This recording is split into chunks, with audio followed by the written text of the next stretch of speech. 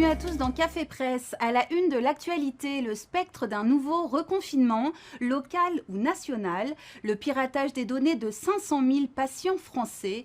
On parlera également de l'augmentation des rixes entre bandes rivales autour de Paris. Et enfin, on terminera sur une vidéo en seulement 2 jours. Et croyez-moi, ça vaut le détour.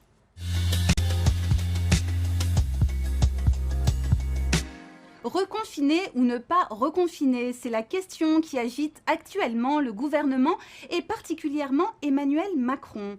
Compte tenu de la situation, il vaut mieux régionaliser, a-t-il admis mardi en marge d'un déplacement sur la Côte d'Or, comme nous le révèle Le Parisien. Toujours dans Le Parisien, on peut lire que le président prend le sujet très au sérieux, quitte à éplucher toute la littérature existant sur le Covid, en français et en anglais, s'il vous plaît. Le quotidien rapporte une scène assez savoureuse datant d'il y a 3 semaines, en pleine réunion vaccin, organisée en visioconférence avec entre autres le professeur Jean-François Delfrécy et la virologue Marie-Paule Kenny. Le président se met à citer une étude anglaise qui vient tout juste d'être publiée. Oui, on a vu qu'elle était sortie, mais on ne l'a pas encore et elle n'est pas traduite, répond Delfrécy pendant la réunion. Emmanuel Macron, lui, l'avait déjà entièrement épluché. Réponse en forme de boutade du président du conseil scientifique. À ce rythme, vous allez devenir encore plus spécialiste que nous.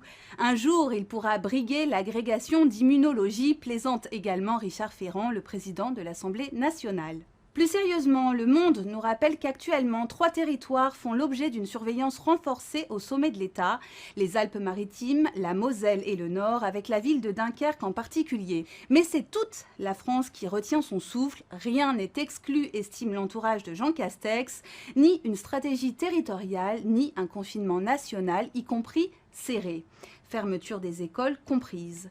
Un scénario plutôt sombre et bien éloigné du vent d'optimisme qui soufflait sur l'Élysée fin janvier. Inquiétante également la une de Libération qui révèle le plus grand piratage de données relatives à notre santé. 500 000 patients à nu, titre Libération qui parle d'une fuite d'une gravité inédite. Effectivement, les faits ont de quoi nous alarmer. Une trentaine de laboratoires français ont subi le piratage d'informations personnelles de leurs patients. Initialement diffusées sur le dark web, elles circulent désormais sur les réseaux sociaux. Dov Alphon évoque une faille, une grave défaillance de notre système de santé. Le marché pousse les laboratoires d'analyse à privilégier un système informatique à moindre coût, alors que l'intérêt public serait de privilégier le système le plus sûr. Il appartient à l'État de colmater cette brèche avant la prochaine alerte.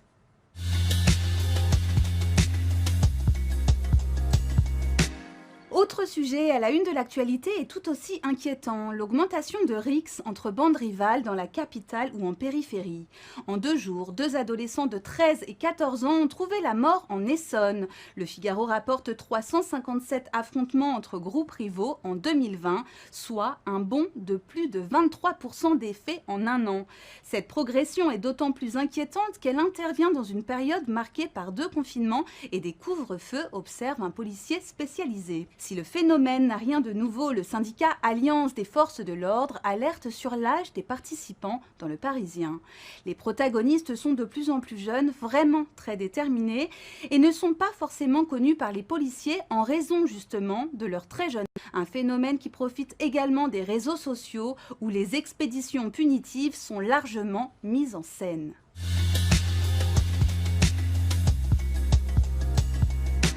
Heureusement, les réseaux sociaux génèrent aussi des emballements beaucoup plus légers et sympathiques, comme en témoigne ce challenge lancé par Emmanuel Macron himself aux youtubeurs McFly et Carlito, 2 véritables stars qui comptent plus d'1 milliard de vues cumulées sur YouTube. Le président les a conviés dans son palais à condition que les trublions enregistrent un clip sur les gestes barrières et récoltent 10 millions de vues pour nous aider, je cite, à combattre le virus. Mission accomplie pour le duo qui a dépassé les 10 millions de vues et qui pourra donc tourner à l'Élysée et avec Emmanuel Macron un concours d'anecdotes.